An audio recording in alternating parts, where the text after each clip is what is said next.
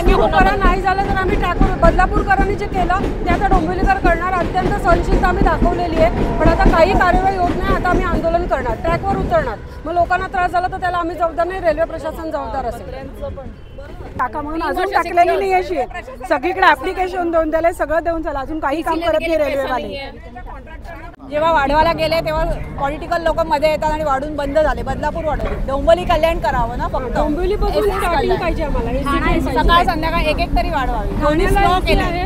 नंतर कल्याण starting AC आहे, Dombivli starting AC गाड्या पीक आवर्स मध्ये नाही आहे, दुपारी ठेवले. दुपारी कोण जाणार आहे? काम करणारे लोक सकाळी जातात सगळे, दुपारच्या वेळेत नको, सकाळच्या वेळेत पीक आवर्स मध्ये त्यांनी गाड्या.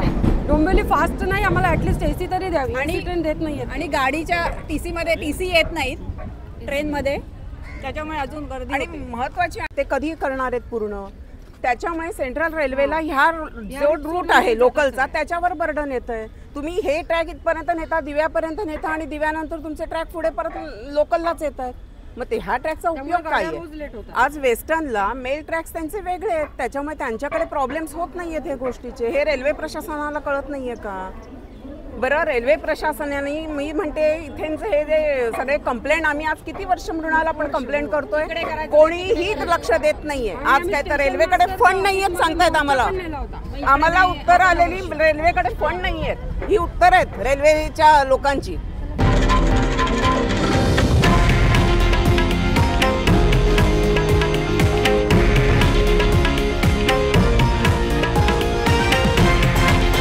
हे आहे देशातील नंबर 1 न्यूज नेटवर्क आणि आपण पाहत आहात TV9 मराठी, एकमेव.